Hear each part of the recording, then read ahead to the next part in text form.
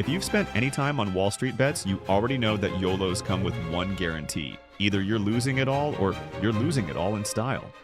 From exploiting trading platform loopholes to risking absurd amounts on plays that make no sense. The trades we're about to revisit are nothing short of legendary. Placing any of them below S tier? Practically a crime.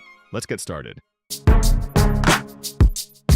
After maxing out 2 credit cards and a home equity line of credit, Dejula went all in on $90,000 worth of Tesla calls for the Cybertruck launch. Tesla stock dropped 4%. The next day, Dejula live-streamed the pain as he watched his portfolio implode. Less than a month later, he was fired. But instead of giving up, he doubled down on options, YOLOing 80% of his portfolio into more Tesla calls. By December, Tesla went to the moon, and Dejula made over $200,000. He paid off his loans in his Model 3, a true comeback story, earning him a spot in the B tier.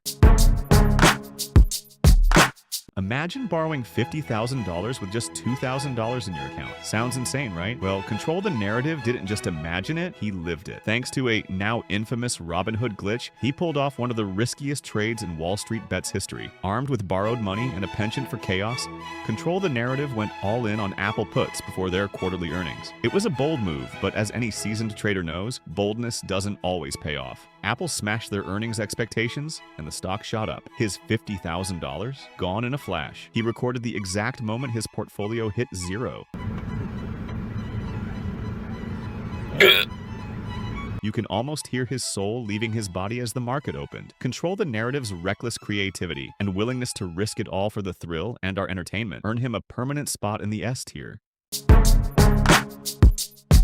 When it comes to Wallstreetbets legends, DeepFuckingValue isn't just in this S tier. He's practically the reason it exists. His name is etched into the annals of trading history for single-handedly taking GameStop from a struggling retailer to a cultural phenomenon. The story began modestly. Armed with a mix of stubborn confidence and questionable judgment, DeepFuckingValue invested $50,000 into GameStop leap call options at rock-bottom prices. Most people dismissed his play as lunacy, but he held his position with unwavering faith. Fast forward to the fateful short squeeze. The stars aligned, Reddit rallied, and GameStop's stock soared to over $400 per share. His $50,000 investment skyrocketed to an eye-popping $40 million.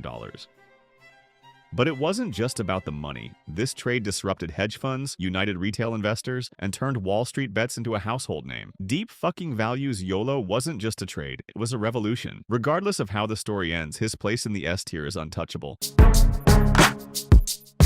Now, if you think Wallstreetbets is full of righteous heroes out to get the short sellers, you're seriously mistaken.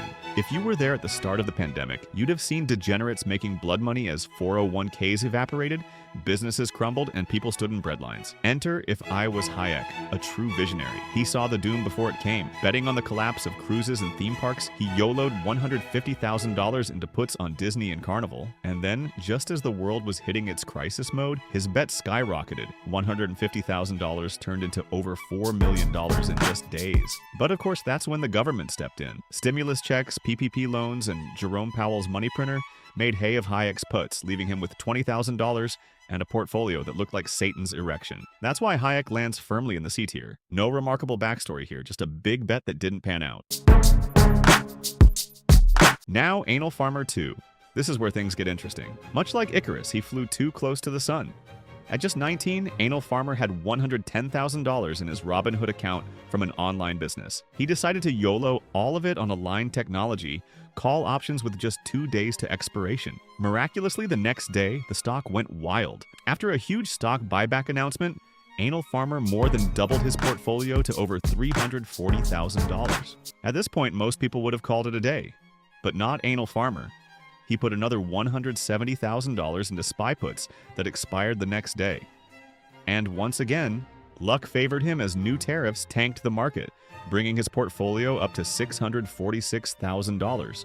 But then, of course, he got greedy, YOLOing $700,000 into out-of-the-money SPY calls expiring in one day. That's the worst idea possible for anyone who isn't clinically insane. And as you can imagine, the money burned. A quick $500,000 down the drain. Down to just $40,000, Anal Farmer made one last Hail Mary, YOLOing it into weed stock options right before earnings.